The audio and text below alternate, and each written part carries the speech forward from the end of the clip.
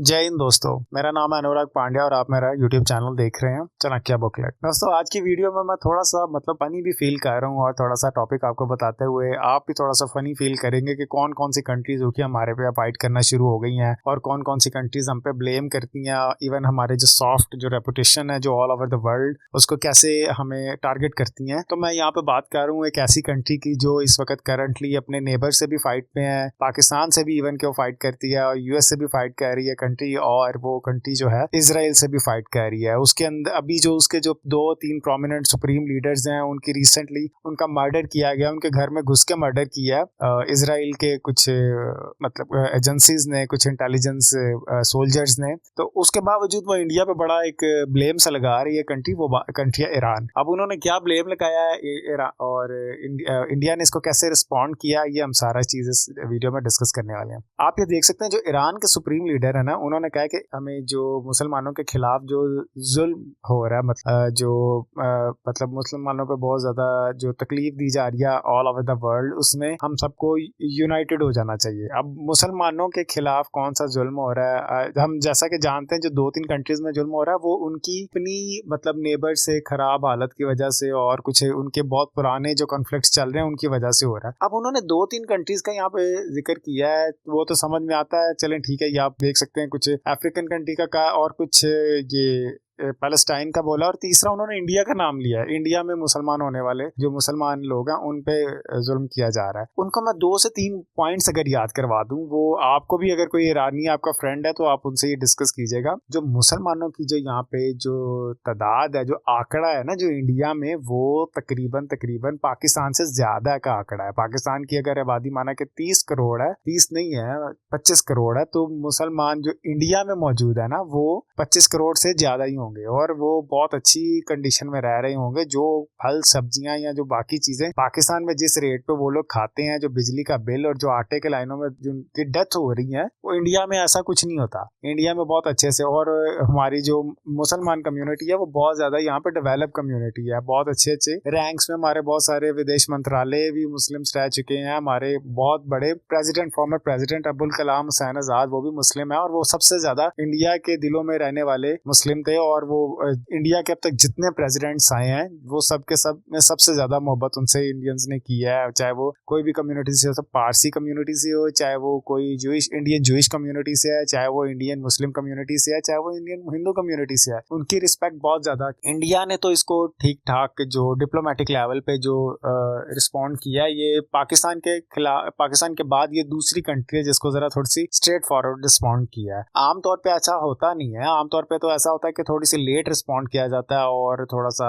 Protest भी show किया जाता है, लेकिन इसको बहुत जल्द इंडिया ने इसको रिस्पॉन्ड किया। अब बात क्या है, बात ये, जब आप लोग थोड़ा सा फ्लो में होते हैं ना, आप लोग गुस्से में होते हैं या हार रहे होते हैं, तो आपको हर एक चीज ही ऐसी उल्टी सीधी नजर आना शुरू होती है। इस वक्त ये हाल ईरान का है। अब ईरान ने रिसेंटली जो इंडिया के खिलाफ जो स्टेटमेंट, इस वक्त इंडिया के डिप्लोमेट्स ने भी कुछ रिस्पॉन्ड किया और ठीक ठाक किया है। मतलब अपनी कंडीशन देखनी चाहिए। आपके मुल्क में इस वक्त क्या हो रहा है भाई? अगर आपके मुल्क के कुछ लीडर्स, जो टॉप लीडर्स हैं, सुप्रीम लीडर्स हैं, उनको इजराइल की जो सोल्जर्स हैं वो घुस के मार रहे हैं, उनकी डेथ्स हो रही हैं और उनका ये हाल है, तो मेरा नहीं ख्याल कि आपके मुल्क के कोई हालात कोई इतने अच्छे हैं और आपके मुल्क के बाकी लोग भी कोई इतने ज्यादा सिक्योर हैं। जो अगर ये टेररिज्म इस हद तक है आपकी कंट्री में, कोई सिक्योरिटी है ही नहीं, तो फिर वहां पे औरतों और बच्चों की क्या सिचुएशन होगी? आपको वाकई पहले अपने मुल्क की तरफ देखना चाहिए भाई, और फिर हमारे मुल्क की तरफ बात करनी चाहिए।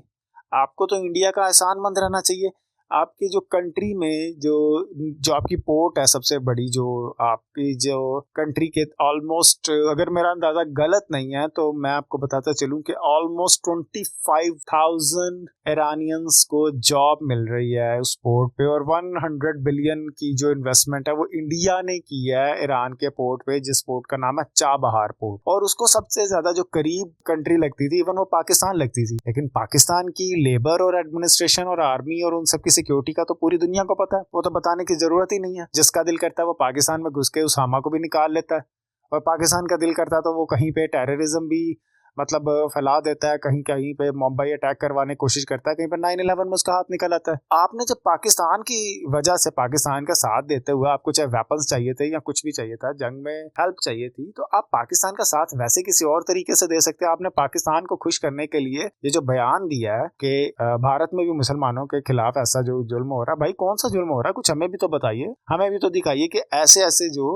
मुस्लिम, भाई अगर इतना जुल्म हो रहा है तो शाहरुख खान दुनिया के तीसरे बड़े रिचेस्ट एक्टर कैसे हो सकते हैं? हॉलीवुड के सब एक्टर्स को उन्होंने ऑलमोस्ट पीछे छोड़ा, 2 से 3 एक्टर बस उनसे आगे हैं। आमिर खान को इतना ज्यादा प्यार क्यों किया जा रहा है? और अब्दुल कलाम हुसैन की अभी तक ये जो वीडियोस हैं अभी तक क्यों चलाई जाती हैं सोशल मीडिया पे?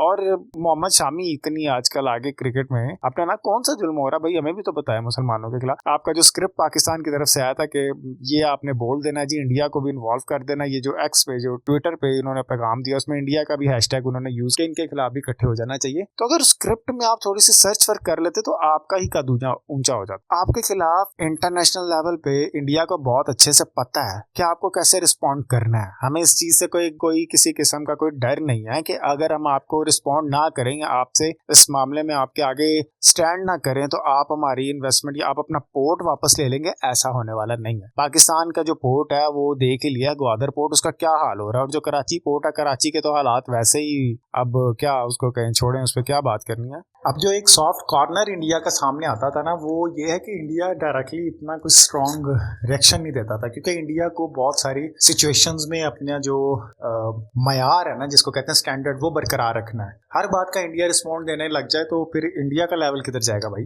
ऐसी छोटी छोटी बातों पे ही गलतियां करके, लड़ाइयां करके पाकिस्तानी सिचुएशन में इंडिया इसको बहुत ज्यादा प्रोफेशनली हैंडल करता है। और इस वक्त वर्ल्ड की जो सबसे बड़ी इकोनॉमी है उनको डॉज करने के लेवल पे इंडिया इस वक्त 3rd 4th लेवल पे, और बहुत जल्द 1st लेवल पे भी आ जाएगा। तो ईरान को चाहिए कि सबसे पहले वो अपने हालात को देखे, अपनी सिचुएशंस को देखे, अपनी फाइट्स को देखे, अपनी इन्वॉल्वमेंट्स को देखे, उसके बाद इंडिया पे कोई भी कमेंट करे। और इंडिया के खिलाफ यूनिटी अगर दिखाने का किसी को कह रहा है तो इंडिया ऑलरेडी बहुत सारे चैलेंजेस को अकेला फेस कर रहा है। इंडिया ने इवन कनाडा को भी बहुत स्ट्रांगली रिस्पॉन्ड किया खालिस्तान लेवल पे, अमेरिका को भी बहुत स्ट्रांगली रिस्पॉन्ड किया खालिस्तान इशू पे ही, और इसराइल को भी कभी पैलेस्टाइन के वॉर में रहते हुए सपोर्ट नहीं किया।